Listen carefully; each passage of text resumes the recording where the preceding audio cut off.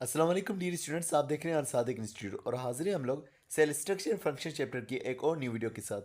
आज की इस वीडियो के अंदर हम जिस टॉपिक का जिक्र करने वाले हैं वो है हमारे पास इलेक्ट्रोफोरोसिस। इलेक्ट्रोफोरोसिस एक ऐसा तरीका होता है जिसके अंदर चार्ज्ड मॉलिक्यूल्स को सेपरेट किया जाता है। हमारे पास कुछ मॉलिक्यूल्स होते हैं जैसे कि डीएनए होता है, और मिसाल के तौर पर कुछ हमारे पास प्रोटीन के मॉलिक्यूल्स होते हैं। तो उन मॉलिक्यूल्स के ऊपर कुछ चार्जेस मौजूद होती हैं। अब उन चार्ज मॉलिक्यूल्स को अलग अलग करना, इसे इलेक्ट्रोफोरोसिस कहा जाता है। तो चार्ज मॉलिक्यूल्स को अलग करना on the basis of their size, size के हिसाब से भी वो मॉलिक्यूल्स अलग होंगे और इलेक्ट्रिक चार्ज के हिसाब से भी वो मॉलिक्यूल्स अलग होंगे। इस इलेक्ट्रोफोरोसिस के दौरान दरअसल एक बैटरी का इस्तेमाल किया जाता है, एक पावर सप्लाई का इस्तेमाल किया जाता है, और उसके दो हिस्से होंगे, एक पॉजिटिव हिस्सा होगा और दूसरा उसका नेगेटिव हिस्सा होगा। अब जब हम पावर सप्लाई करेंगे तो नेगेटिव चार्ज वाले मॉलिक्यूल्स जो हैं यकीनन वो एनोड की तरफ चले आएंगे, और पॉजिटिव चार्ज वाले मॉलिक्यूल्स जो हैं वो चले आएंगे कैथोड के पास में। तो इस तरह से ये मॉलिक्यूल्स जो हैं अलग हो रहे हैं on the basis of their electric charge. Electric charge की वजह से ये मॉलिक्यूल्स अलग हो रहे हैं, पॉजिटिव वाले नेगेटिव की तरफ जाएंगे और नेगेटिव वाले पॉजिटिव की तरफ जाएंगे। उसके अलावा ये साइज़ के हिसाब से भी अलग होंगे। जो मॉलिक्यूल्स जितने बड़े होंगे साइज़ में वो उतना ही पीछे रहेंगे, और जो मॉलिक्यूल्स छोटे होंगे साइज़ के अंदर वो मॉलिक्यूल्स आगे चले जाएंगे। तो इस तरह से ये साइज़ के हिसाब से और दूसरा इलेक्ट्रिक चार्ज के हिसाब से ये मॉलिक्यूल्स अलग हो रहे हैं। अब इसके अंदर हम लोग सेपरेट कर रहे होते हैं डीएनए को। डीएनए के बड़े बड़े टुकड़ों को इस्तेमाल किया जाता है इस प्रोसेस के दौरान अलग करने के लिए, या फिर आरएनए और प्रोटीन को भी अलग किया जा सकता है। आगे हम पढ़ेंगे इंटर क्लास के अंदर, वहाँ पर बायोटेक्नोलॉजी में इसका डिस्कस किया जा रहा है, और वहाँ पर ये बताया जा रहा है कि किस तरह से डीएनए को इस तरीके के साथ अलग किया जाएगा। इंटर क्लास की बुक के अंदर इलेक्ट्रोफोरोसिस के दो तरीकों का जिक्र किया जा रहा है, लेकिन यहाँ पर फर्स्ट ईयर के अंदर इलेक्ट्रोफोरोसिस के एक ही तरीके का जिक्र किया जा रहा है और उसका नाम लिखा हुआ है जेल इलेक्ट्रोफोरोसिस। इसे जेल इलेक्ट्रोफोरोसिस इसलिए कहा जाता है क्योंकि मॉलिक्यूल्स को सेपरेट करने के लिए एक सब्सटेंस का इस्तेमाल कर रहे होते हैं जो कि होता है हमारे पास जेल। ये जेल जो सब्सटेंस इस्तेमाल किया जा रहा है इस प्रोसीजर के दौरान में, ये जेल एक ऐसा सब्सटेंस होता है जो कि नॉन रिएक्टिव होता है, जो मॉलिक्यूल के साथ में रिएक्शन नहीं करेगा। और इस जेल के अंदर कुछ सुराख भी बने होंगे जहाँ से गुजर करके मॉलिक्यूल जाएगा। तो मॉलिक्यूल जो है गुजर करके इस जेल में से जाएगा और अलग अलग जगह पर सेटल हो जाएगा। तो ये जो जेल इसमें इस्तेमाल किया जा सकता है वो इसिराइल अमाइड हो सकता है, एक ऑर्गेनिक कंपाउंड, या फिर एक और जेल भी इस्तेमाल किया जा सकता है जो कि हो सकता है एग्रोस जेल। ये एग्रोस एक पॉलीसेक्राइड है, इस पॉलीसेक्राइड का बना हुआ ये जेल हो सकता है। अब इस जेल में आपको यहाँ पर नज़र आ रहे होंगे कि कुछ ओपनिंग्स बनी हुई हैं। उन ओपनिंग्स के अंदर सैंपल रखा जाएगा, यानी कि मिसाल डीएनए को उन सुराखों से गुजारा जाएगा। मिसाल एक सुराख ये बना हुआ है, दूसरा ये सुराख बना हुआ है, इसी तरह तीसरा ये सुराख बना हुआ है। इन सुराखों में से ये सैंपल यानी कि डीएनए गुजारा जाएगा। एक डीएनए का टुकड़ा एक सुराख से गुजारा जाएगा, दूसरे सुराख में से एक और डीएनए गुजारा जाएगा, तीसरे में से एक और डीएनए गुजार जाएगा। तो इस तरह से तीन मुख्तलिफ डीएनए, चार मुख्तलिफ डीएनए जो है यहाँ से गुजारे जा सकते हैं। और वजह क्या होगी, ताकि फ़र्क बयान कर सके, ताकि हमें पता चल सके कि कौन सा डीएनए किसके साथ मैच हो रहा है। तो डीएनए की मैचिंग के दौरान भी इस तरीके का इस्तेमाल किया जा सकता है।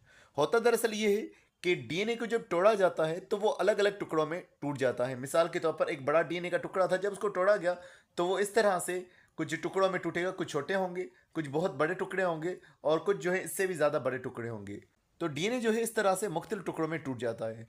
एक इंसान का डीएनए अगर एक टुकड़ों में टूट रहा है, एक साइज़ के टुकड़ों में टूट रहा है, तो दूसरे इंसान का जो डीएनए होगा वो डिफरेंट साइज़ के टुकड़ों में टूटेगा। तो इस तरह से जब इलेक्ट्रोफोरोसिस की जाएंगी, हमारे डीएनए जो है वो एक जगह पर आकर के सेटल हो जाएंगे, वो अलग अलग टुकड़ों में मौजूद होंगे।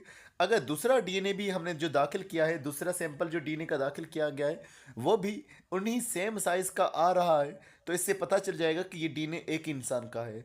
तो इस तरह से डीएनए आइडेंटिफिकेशन के दौरान में, जीन्स को निकालने के दौरान में इस इलेक्ट्रोफोरोसिस के तरीके का इस्तेमाल किया जा सकता है।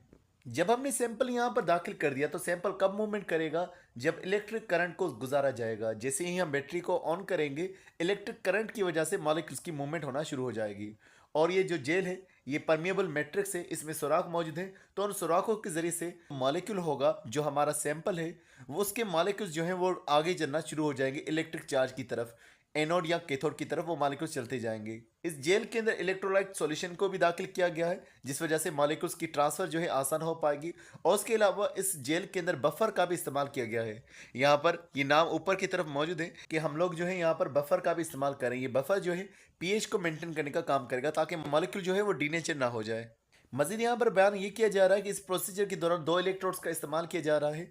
एक होगा पॉजिटिव इलेक्ट्रोड जो कि एनोड होगा, और एक नेगेटिव इलेक्ट्रोड होगा जो कि कैथोड होगा। तो कैथोड एनोड का इस्तेमाल किया जा रहा है। और क्यों इस्तेमाल करेंगे हम लोग? ताकि जो मालिक्यूल्स हैं वो मूव कर सकें। अब आगे मालिक्यूल्स की मूवमेंट के हवाले से लिखा हुआ है कि जब मालिक्यूल्स मूवमेंट करेंगे, चार्ज मालिक्यूल जब मूवमेंट करेंगे तो उसे माइग्रेशन मालिक्यूल कहा जाएगा। जैसे कि एक डीएनए है, उसके ऊपर नेगेटिव चार्ज है, तो वो डीएनए का मालिक्यूल पॉजिटिव साइड की तरफ जाना शुरू करेगा।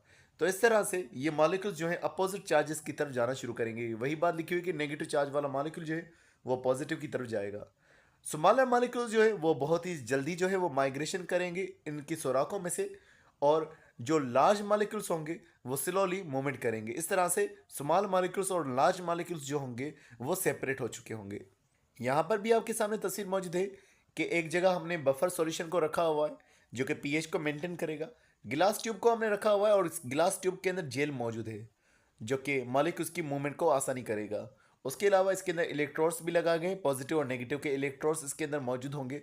और उसके अलावा जेल भी इसके अंदर दाखिल किया गया है। अब वो जेल जो इस्तेमाल किया जा रहा है या तो वो होगा एग्रोस जेल या होगा इसराइल अमाइड। तो ये मुख्तलिफ जेल का इस्तेमाल यहाँ पर किया जा सकता है जो मॉलिक्यूल्स को ट्रांसफ़र करेंगे। यहाँ पर आपके सामने एक और तस्वीर मौजूद है। इस तस्वीर के अंदर आप वेल्स को भी देख रहे हैं। वो जगह है जहाँ पर सॉल्यूशन दाखिल किया जाएगा, सैंपल को जहाँ से दाखिल किया जाएगा। और उसके बाद आप देख रहे हैं कि ये स्मॉलर फ्रेगमेंट्स जो हैं वो बहुत आगे तक जा चुकी है।